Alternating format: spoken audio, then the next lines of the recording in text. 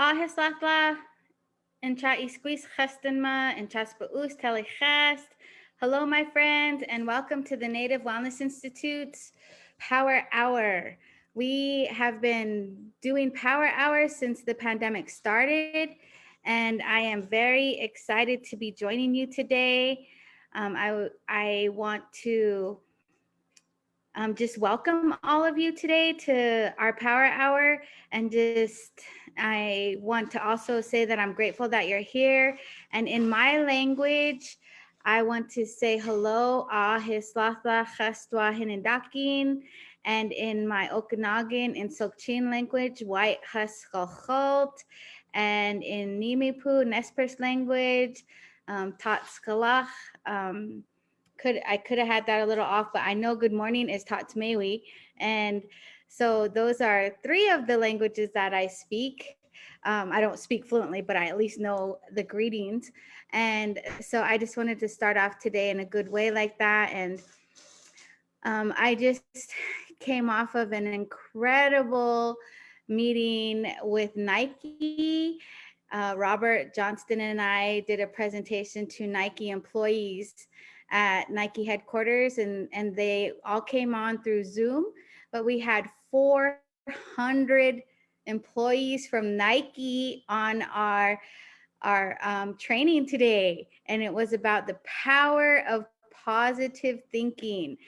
It was an incredible training, and I think today for Robert and I both, that was the largest number of people that we've ever had in a Zoom meeting. And it just felt so amazing, and it made me think about today's discussion about lateral oppression and internalized oppression, and how, as people, we have so much lateral violence within our communities. And it, because we were talking about such positive things, and then to think, wow, man, now I got to shift gears and talk about all this ugliness that happens in our communities. And so, so as I was preparing breakfast for my kids, I'm thinking, okay, how do I do this shift between, all this positivity and thinking about 7 generations to come, and living in balance, like you see the medicine wheel, and what Nike N7 stands for. Even just thinking about Sam McCracken, like how his whole story of how, where he started in Nike. And I thought it was so amazing, because I've heard Sam's story several times. And, he talks about, where he was just working in the supply room and, boxing up shoes. And, he started at the bottom, but how he just believed in his idea to create a shoe for our people, for Native Americans. And, with all of our health disparities of diabetes and heart disease, and just everything, all of these health disparities that our people suffer from.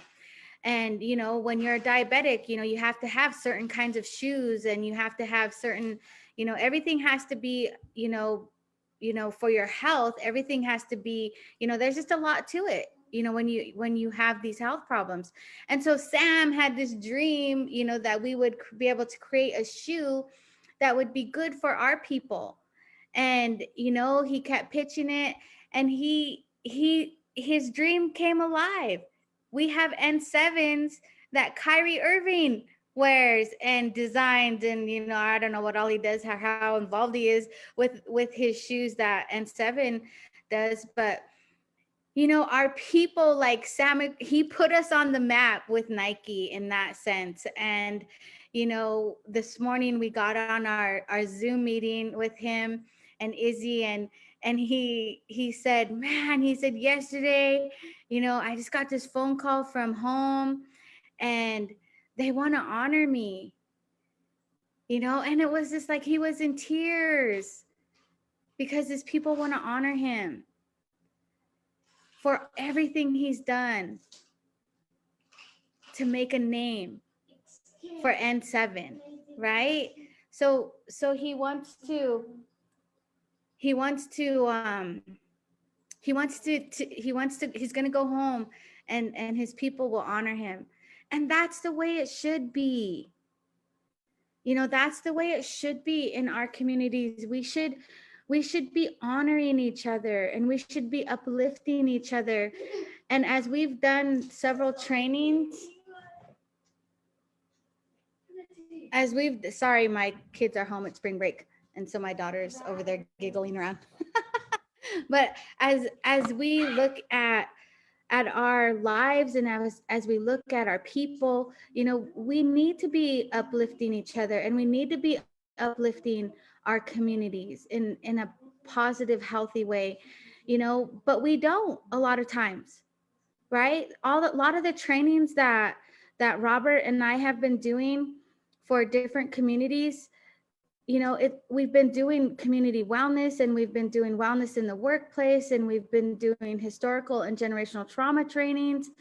We've been doing talking circles. We've been doing youth trainings, and all of the trainings that we have been doing have been, to help people to understand, why are we this way? Right. And we do a lot of this work throughout Indian country. And, we try to help people understand why we are this way. And I think one of the most awesome trainings I did this week was with students from from the Pine Ridge Reservation. And,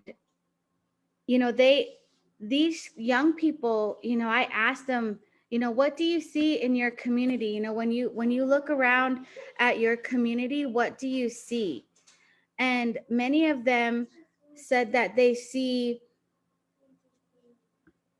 kids, running around in the community with nobody to watch them. They see, programs that say that they're there to help. They're supposed to be there to help, but they just don't feel like, they're actually getting help. Like, they say that, but then there's nothing to back it up. There's just they feel lonely. It's just all these different, there was just a lot of emotions, that they felt. And so I asked him, I said, why do you think it's like that on your reservation? Why do you think, and that goes for all of our reservations. A lot of us see, parents, grandparents raising children. We see there's not a lot of support, out there. So I just wanted to sorry about that. I just wanted to get my phone on so I can see the comments. And I just seen the comments, sorry. But so you can go to Nike N7, our Nike, and then there's N7. You can order N7s through the Nike.com app, and they sell them in stores too. Like, if you just go to a regular store, they sell them. So that's what, so sorry, I just seen that comment, and I just wanted to respond to that person who was on. But so when we look at our communities and we see, a lot of hurt and despair, and I ask these young people, why are we like that? Why do we see people drinking and committing suicide, and why do we see that in our communities? And they were just like, I don't know, I mean, they didn't really know. And that's why Native Wellness Institute does the work that we do, is because we help people understand what historical trauma is and why. And so I'm going to share my screen.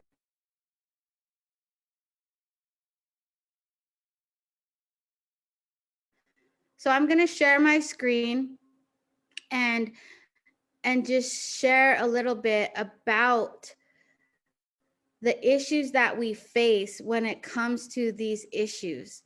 And one of the worksheets that we use a lot in our work is we use this trauma web. And this trauma web, when you look at this trauma web, it talks a lot about our trauma. So it talks a lot about, like, if we've had a death of a loved one, if we've had gambling addictions, if we've had emotional abuse, physical abuse, verbal abuse, cultural loss, alcoholism, divorce, racism, poverty, violence, disabilities, relocation. My mom and her family were relocated from Coeur d'Alene, Idaho, all the way to Chicago. And we've also had like sexual abuse. A lot of our people don't talk about that, but sexual abuse happens in our communities, and it's usually our own family members. The sexual abuse in our communities is a lot. We Over the last year in this pandemic, we've had a lot of people lose their jobs, right? People are losing their jobs. How many of your family members have had to go to boarding school? How many of our family members have been in the war? Vietnam, Korea, World War I, World War II. Our people are one of the highest races in America that sign up to go and fight for this land, because this is our land. And so when you think about that and the loss of spirituality, so many of our people are lost, and have conflicting emotions when it comes to our spirituality, because of the Catholics and the Protestants who came and put our children in boarding schools, right? And so we have all of these things that have happened to us, right? So when you look at this worksheet and you think, wow, like, how many of these can you do? Like, how many can you say, oh, I've been physically abused, I've been verbally abused, I've had to deal with racism, I've had to see and witness violence, I've been in foster care, right? I've been oppressed. So when you look at this and you think of not just you, but all your family members who have gone through this. So when you've gone through all this trauma, then what happens is then you have all these different ways to react. And Jane Middleton Moss, she's one of the most awesome people who did a lot of work when it comes to trauma, right? So then how we respond to that trauma, how do we respond, how do we act because of our trauma, what are our behaviors because of that trauma? So then when you look at the other side of this worksheet and you see, oh my gosh, like, how many of us have a need to be in control, that we don't trust, we can't trust people, we feel like if we put our trust into somebody, then they're going to let us down. How many times have we been let down in our lives? And so we have a need to be in control. That when you look at people in your community who have to be in control, or if you work in an environment where people have to to do that, then you can understand, well, maybe just maybe they need to be in control because of what happened to them. So when we wear our trauma lens, we're thinking of what happened to people. When people are mean to you, when people are angry with you, when people try to control you, when people try to hurt you, you have to hurt people, hurt people. We say that over and over in these workshops, in our work, right? And some people react to their trauma by being overly responsible. How many people do you know are overly responsible in your family, where they're the oldest child sometimes, right? Like, and they become extremely responsible, or they're very irresponsible, or sometimes they're overachievers, right? They're the ones who are the chairman, they're the ones who are the president, the CEO, they're the ones who are running. They are overachievers. They put on this persona of everything's okay, that whatever happened to me, I'm moving forward, and they just power through, right? How many people just power through their trauma? And how many of our people have a poor self-image? And they don't, they it's almost like you can't see them. It's like the Incredibles, right? That little girl and who has the hair in front of her. It's like they have this poor self-image because they've been told for so long, that they're not worthy, that they're stupid, that they're ugly, that they can't.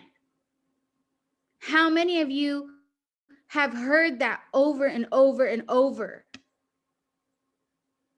And what does that do to your spirit when you've heard that? You become invincible, right? I mean, you think of, you just have no self-esteem. You have a poor self-image. And so there's all of these different things that we have fear of trusting. We have perfectionists. How many of you know a perfectionist in your family, in your community, where everything has to be perfect? And one of the biggest ones is a fear of feeling. How many people do you know can't feel? There's so many people in our lives that, you know, they put up these walls and they cannot feel anymore because it hurts to feel. Right? When you just build these walls and you just say, I don't want to feel. How many of us have a hard time saying, I love you, I care for you, or have parents and grandparents who just can't say it? So you think about all of these different things that, and you think about, you know, some people who just, you know, they can't relax, they can't have fun, they can't enjoy their lives, right? You can't do those things because of your trauma. And so, you know, when you think about the toxic in your family, when you think about, you know, how people react in your family because of their trauma, and you can't get along, you just fight and fight and fight. And I think that's what some of the people were talking about, you know, when you know, they messaged our organization, and they said, you know, I need you to talk about, you know, bullying and how our families are just so hurtful to each other, how we can't get along, and you know, we just fight and we fight. You know, how many of you don't talk to somebody in your family? You just hold on to that anger and that hurt. You know, are you walk into into a family situation and everybody's yelling at each other, everybody's telling, you know, each other, or even with your own, within your own family, they're saying, you can't do that. Who do you think you are? Who do you think you are, Sam, trying to create N7? I'm sure Sam's heard that before. You know, I mean, even in my own community, you know, not very long ago, one of our tribal leaders texted me and said, hey, I see that, you know, we're offering trauma informed care. Is that your organization? And I I kind of said, what is it? And you know, I was like, no, it's not that I know of. And so I called a couple of people. I was like, hey, are you guys doing a trauma informed care training? And they said, yeah, there is. And it was a non-native organization out of like South Carolina or somewhere on the East Coast that was coming into my tribe to do trauma informed care. And I work for the Native Wellness Institute, and we do trauma informed care. And so at first I was really upset. You know, I responded in a not good way. And I called my mom, I called Jeline and Robert, and I said, wow, this is, you know, this is what's going on our tribe, you know. And that's so frustrating because that happens so many times to our people. We tear each other down. We say, you're not good enough. You know how long it took me to get a degree, and I had invested so much of my time into our youth. I know our songs. I sweat. I do all these things for you know, for my people. I have for 20 years. I did a program here called Rock in the Res, you know, but when our director left, and you know, and I had already started going back to school, because I knew I wouldn't be able to become the director of our wellness center unless I got my degree. That nobody would acknowledge me for my knowledge and for my information that I have unless I had a degree.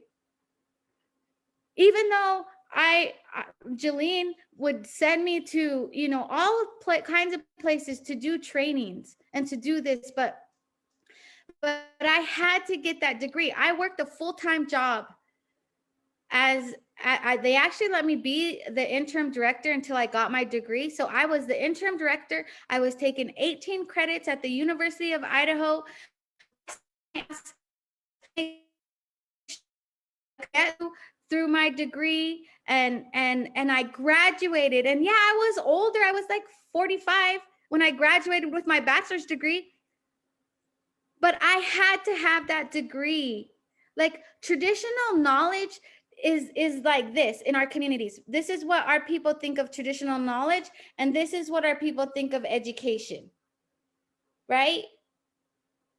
And it should be like this. Actually, our traditional knowledge should be more, because you can't go to a university and learn that. You can't go to a college and learn historical wisdom, traditional wisdom. That you can't learn that there. You can only learn that from your own community, from your own family, not even your community sometimes. That knowledge is only passed down through our families. But I got my degree, and I was the wellness center director, and I love my people, and I tried hard. I coached and I taught my staff, and we kept this building open, and you know, but I just remember so many times being like honestly, when I applied to be the wellness center director, this lady who I'd worked with most of my life came into my office and said, "You can't apply to be the director." Like, she told me I wasn't qualified. And how, you know, but sometimes we have to use that. When somebody tells you you can't do it, you can't be that, we have to take that and we have to use that in a positive way and say, yes, I can. Sometimes it's our own family members that we have to say that to. It's our own family, our blood, that tells us we can't do it. Right? How many of you have had your own family tell you you can't do it? Your best friend tell you you can't do it. You know, even as far back as going back to high school, right? When I was in high school, and I told one of my friends, I'm going to run for Miss Indian World. I'm going to run for Miss Indian World. And she looked at me and she said, "You're not going to get it. You're not going to get it." And I shut my locker and I said, "I'm not going to let you stop me." And I went to the Gathering of Nations in Albuquerque, New Mexico with my mom and dad. And I ran for Miss Indian World. And I won. I became Miss Indian World. You know, so sometimes when people tell you that you can't, use that. Use that negativity and prove them wrong. That's what we have to do. We have to be able to prove, and don't do it for them. Do it for yourself. You know? And it's almost like every day, you know, the way that our ancestors taught us every day, our ancestors taught us, to pray. Ask the Creator, cleanse my heart and my mind and my spirit. Allow me to be the best person that I can be.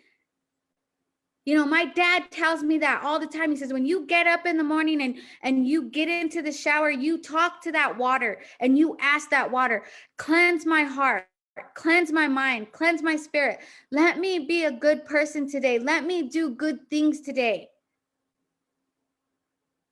When I talk to my water and say, I love you, you're beautiful, you're awesome, you're amazing, you're healthy, you're strong.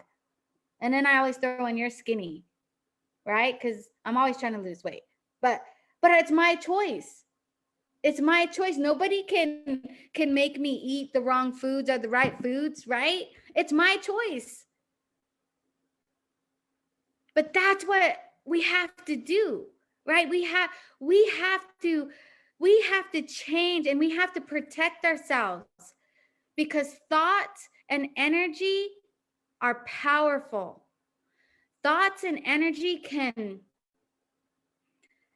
change what you do and how you do it. So I could have easily quit. I could have easily said, no, I can't do it. Sam could have quit. Jolene could have quit. The people that in high places, any of them could have quit at any time and believed in what people said about them. Or you just let it roll off your back and you realize that person who's saying that to you, trying to tear you down, trying to pull you down, that person is hurt. That person is hurt deep down inside. That little girl, that little boy inside of that person is hurt, and they can't do anything. They can't feel, they can't trust, they can't believe. They have these walls built up, and the only thing that you can do is send them love and send them positive energy, because you only have control of yourself. You only have control over your own body and spirit.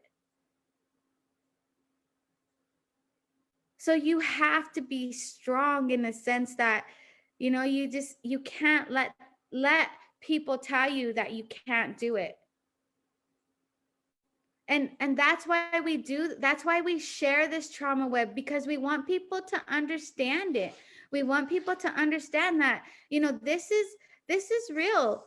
Trauma is real, and it impacts our people on a daily basis. And that's why we have all of this lateral oppression, and we have all of these things. So, if I go back to this and we look at this worksheet again, and you see, wow, like I've had all these things happen to me. I've had, my family went to boarding school. My family, my family had to, were discriminated against just because we were Indian, just because of the color of our skin, right? It's just like, just because you have dark skin, you get followed around in the store, you get followed around, and they think you're going to steal everything in the store, like, so you think about that, and you think about, wow, think about all these things that have happened in your life. And some of us, maybe we had a fear of trust, but we're able to trust better now. Maybe we've had, the inability to have to relax and have fun, but maybe now we can laugh a little bit, right? Maybe now you can laugh a little bit. And if you can, that's growth. Because all of this that you see, this makes us who we are. And this is the best part of this trauma web, I think, is then we go like this, and we make all of that trauma that we take in through our lives creates who we become. And you know what? We wouldn't be who we are if we didn't have that physical abuse, that sexual abuse, that violence. We wouldn't be who we are. It made us into who we are, and we are strong. We have been able as a people to transform.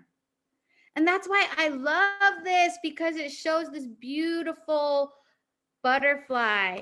It shows the transformation of of of our lives, right? It shows that we have layers, but we start off where we can't walk and we just take in and take in and take in, just like a caterpillar, right? It just eats and eats and eats and takes in and takes in and takes in. And then all of a sudden it wraps itself up into this cocoon.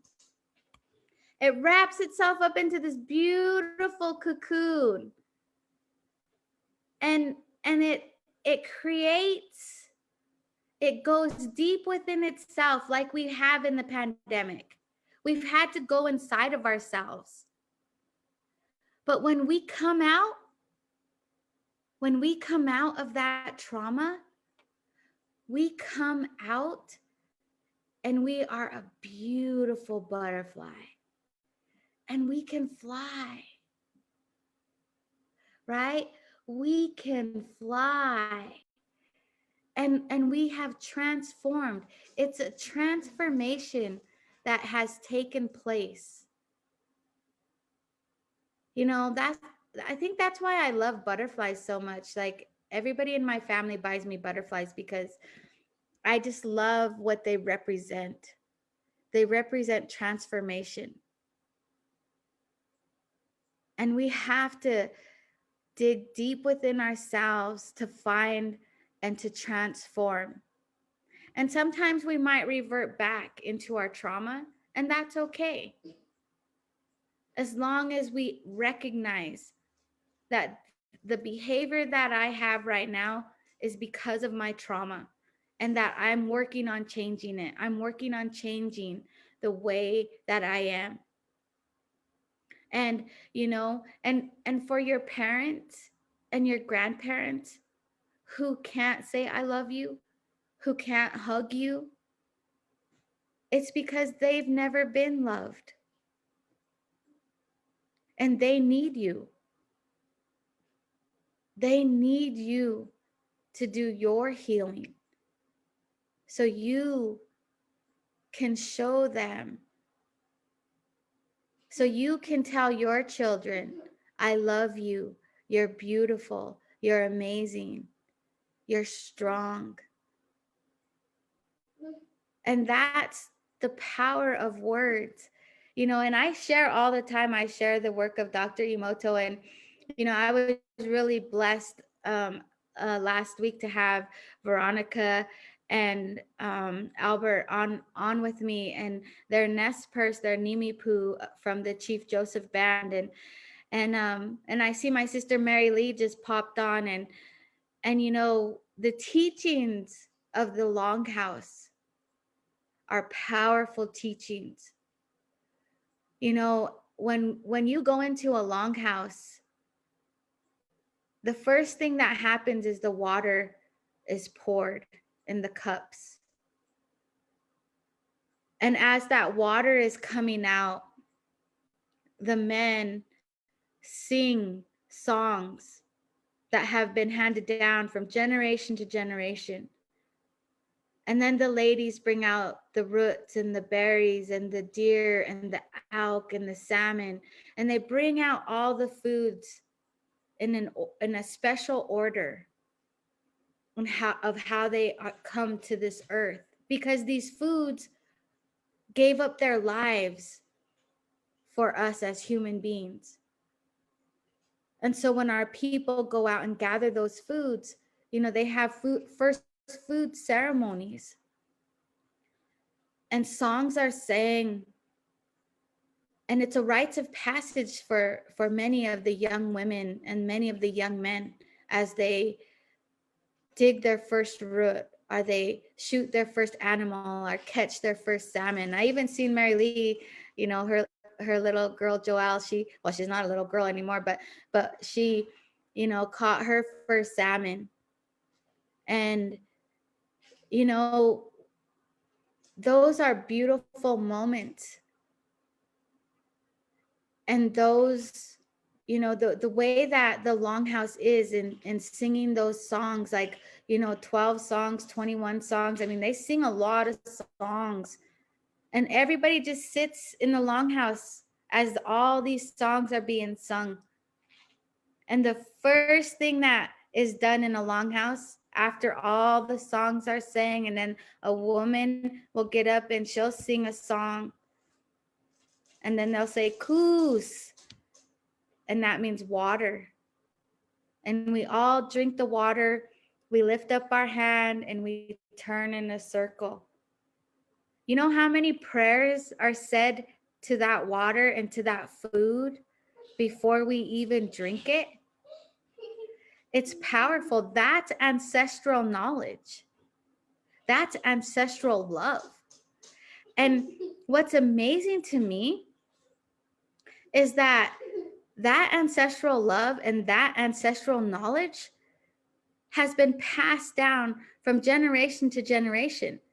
And now there are people who have done studies about water, right? They've done studies about, how does water, like we know water has life, we know water is life, we know all these things, but what Dr. Emoto did when he studied how powerful words are when it comes to water, what they found, and I share this, I love to share this teaching because it only confirms our tribal teachings. It confirms what our people knew for generations. It confirms what our people knew for centuries, right? That our people knew. And so I went to the wrong screen, but as I show you this,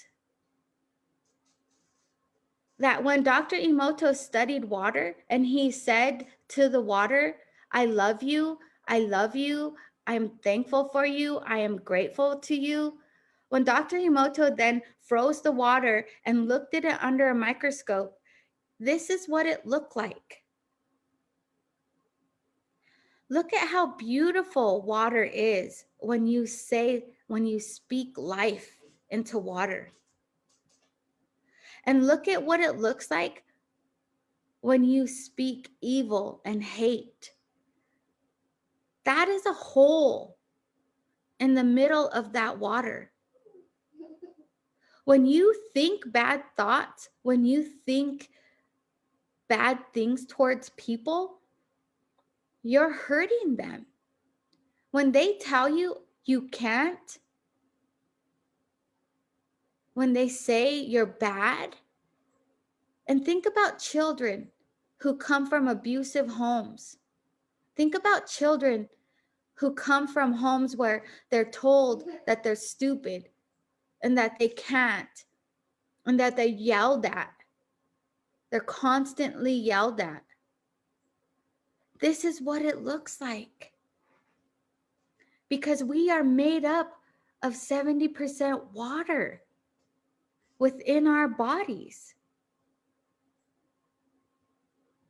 So, oh, it's not changing. Shoot, sorry. I don't know what happened. Let me see. I got to stop. Go back and see if it changed. Okay, so I think I realized it wasn't changing. Sorry about that. So I'm gonna go back so you can see those pictures. This is what love and gratitude looks like when I was talking about love and gratitude, and this is what evil looks like. And you can see the difference between, there's an emptiness when you use words, and it's scientifically proven. This is what "you disgust me" looks like. So the water in our bodies, the blood in our bodies, it's all a form of water. It changes when people say things to us and when we say things to ourselves, right? So thank you. When you tell somebody thank you, when you have gratitude in your heart for somebody, when you appreciate them, this is how it would look inside their body. It's beautiful. It's like when we were little kids and we made snowflakes, right? And we could make all kinds of cool snowflake designs. And it's just amazing how beautiful it looks. This is eternal. And you think about all of our people, who are living for eternity in with our old people. Peace. When you speak peace into your water, it's just a beautiful, it's such a beautiful way to know how powerful our thoughts and our words are. Our our thoughts and our words are energy, right? I mean, it's incredible what we can do when it comes to water. And I put this picture in there, and this is a picture that I just really love. But Aaron Hamilton made this picture for his mom, Betty. And man, this picture just speaks volumes to me. It says so many things about the beauty of our people, the beauty of our women, the strength of our women. And to me, it's a cross connection between Aboriginals and I don't know, I don't know if Aaron has seen Aboriginal art, but Aboriginal people use dots in their art. And our Maori brothers and sisters, they use, all those different swirls. And then our indigenous people, with it, I don't know, man, this picture it just was so amazing to me that, you can see within each other's souls when you look into their eyes. And when people use positive language, and that's why during the pandemic, like I was so conscious of speaking life into my water and singing our songs. And if you don't know songs, even if you can just speak life into your water, right? Speaking life into yourself. And, as we were on Nike today and we were, talking to these 400 Nike employees, right? Which to me, after I was just telling you guys about how much, how sad I was when, the tribe didn't select us to do their trauma informed care training and how that made me feel bad. But, today when I was in front of 400 Nike employees, I said, good job, LoVina. You're making your ancestors proud today. And that's what I ask myself every day when I look in the mirror. I say, how am I going to make my ancestors proud today? What am I going to do for the next 7 generations to come? If you can even just ask yourself those questions every day, your life is going to change. Because making your ancestors proud is uplifting each other, is when you're frustrated with somebody and they're being mean to you or they're being ugly to you or they're just saying crap about you, it's responding in love, because that person needs love and healing. And we can't change people, but we can send them love.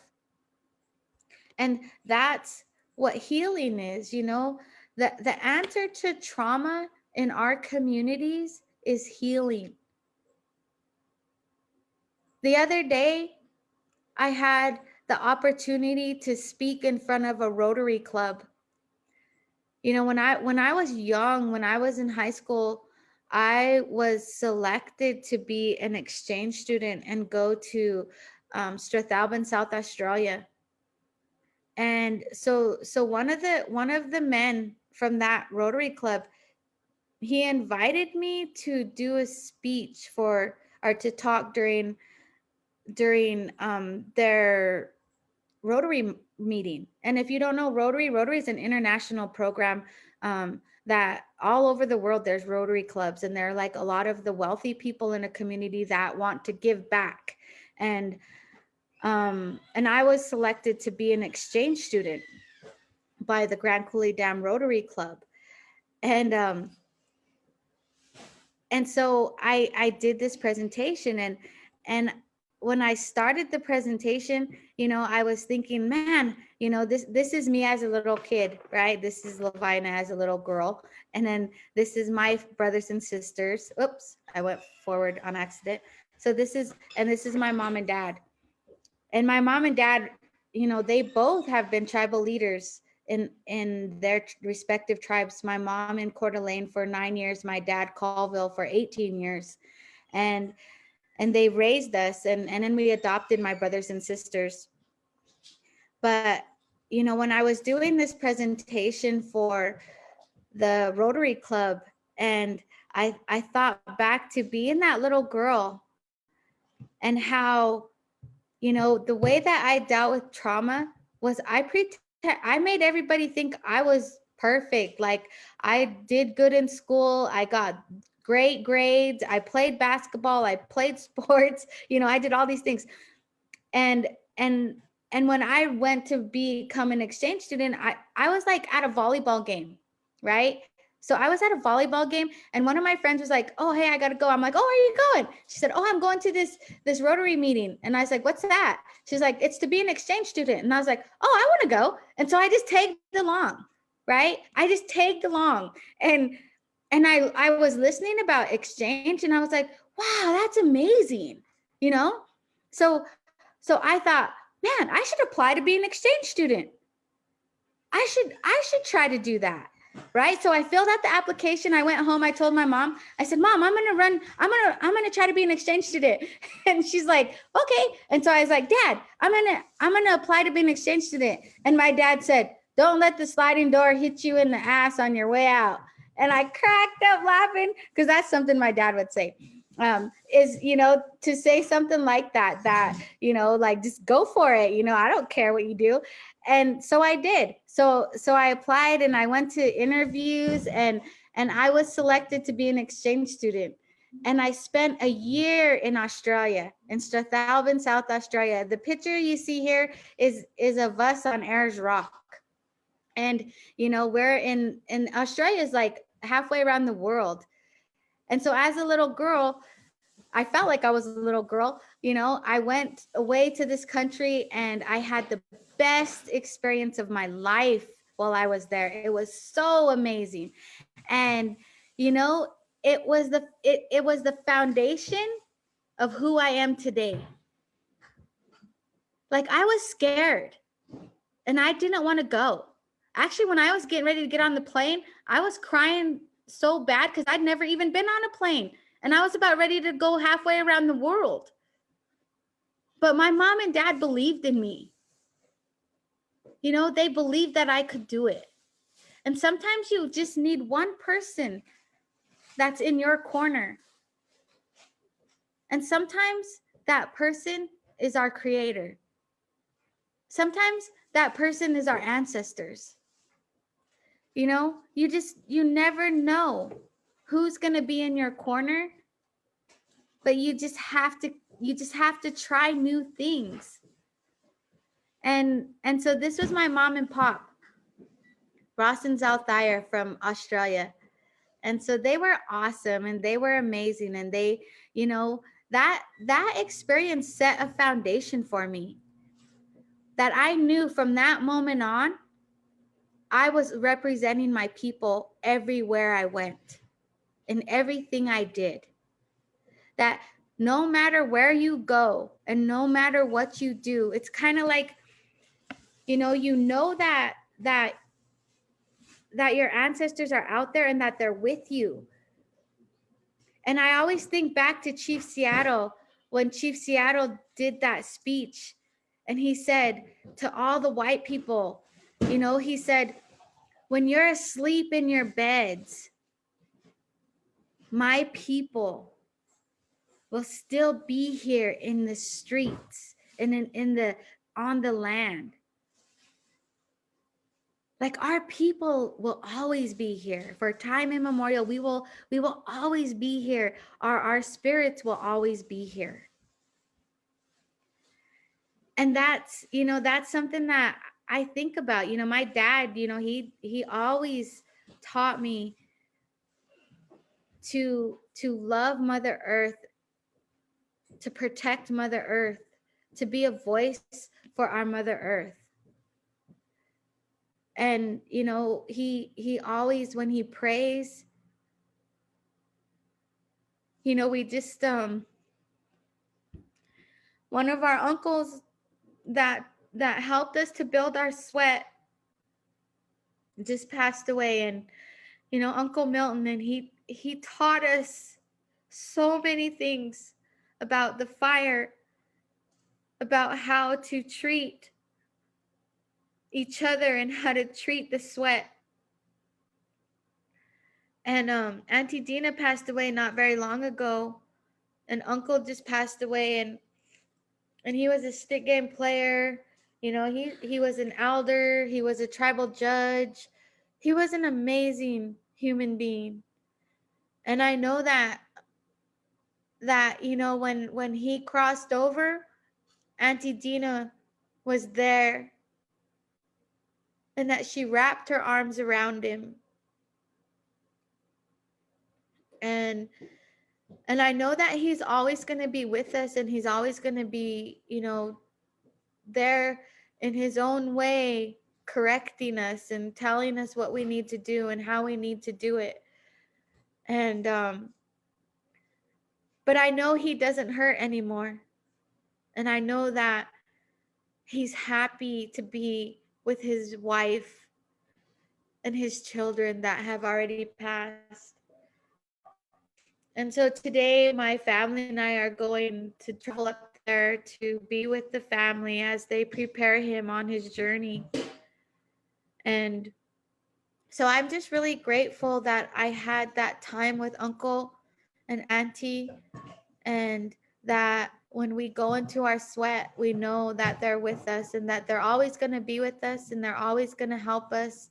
They're always going to support us, even if it's from the other side.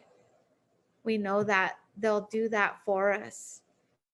And so we're just really grateful as a family, to have them, and that we got to be students, grandchildren of them. So as I close up this power hour today, I just want to say limlam shinchas ba'us talichast. Thank you from my heart for joining us today. um I want to share a song with you before I go, and just ask that this song will travel to our family members up in Usk, and to all of your family members who are hurting, who are struggling, to just give you a sense of hope and a sense of love and a sense of strength. And so, in honor of my uncle, and for all stick game players and all the stick game players that are going to miss him at the next stick game, we just pray and offer this song. We wo, we yo, we wo, we yo, we wo, we hi, we ha, we ya, we ya, we ha, we ha, we ha, we ha, we ya, we ya, hey yo. We ha, we ha, we ha, we ya, we ya, we ha, we ha, we ha, we ha, we ya, we ya, hey yo.